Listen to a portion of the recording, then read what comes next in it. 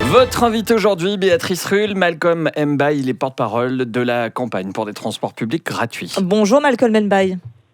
Bonjour. Merci d'être sur Radio Lac. Votre initiative pour des transports publics gratuits a donc abouti. Vous la déposez demain avec le nombre de signatures nécessaires. Alors comment réussissez-vous ce miracle à rendre gratuits les transports publics à Genève ? Alors, c'est une pétition, c'est pas une initiative. En fait, il suffit de trouver 150 millions. C'est un tiers du budget qui est financé par les abonnements ou les billets. Et nous, ce qu'on propose, c'est d'augmenter la taxe sur les augmentations au capital, qui existent déjà pour les entreprises de l'immobilier, et augmenter une partie de l'impôt sur les grandes entreprises. Parce que c'est par exemple, les 100 plus grandes entreprises dans le monde qui sont responsables de 70% des émissions de CO2.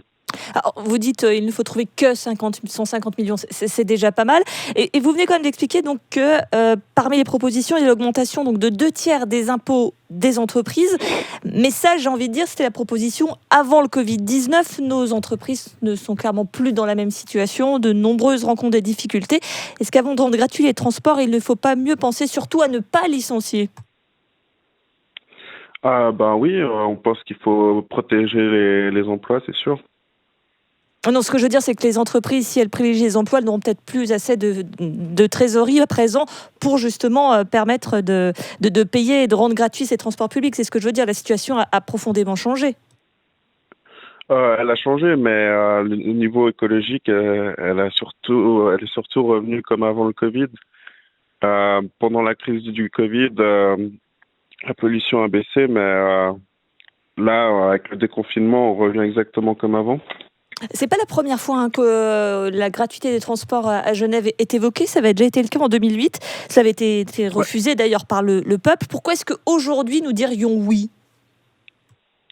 Parce que aujourd'hui, on voit les conséquences de la crise écologique qui s'aggravent. Depuis 2008, les températures ont augmenté. Les records de température ces 10 dernières années dans le monde, il y a jamais. Ce sont les 10 années les plus chaudes du monde. Et les gens sont de plus en plus conscients des problèmes écologiques.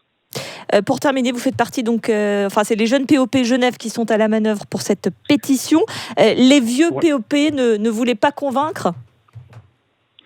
Non, ils sont avec nous. C'est juste qu'ils ont d'autres. Ils envoient les jeunes au feu. Non, mais c'est que nous, on a préféré prendre ce sujet-là. Et les vieux, comme vous dites, ils ont d'autres sujets. Ils en avaient notamment des élections à s'en occuper, etc. Alors, on a compris, on ne peut pas courir après 2 lièvres à la fois. Merci beaucoup, Malcolm Mbaye, porte-parole donc, de la campagne pour les transports publics gratuits, avec cette pétition que vous déposez donc demain. Merci d'avoir été sur Radio Lac. De rien. Merci à vous.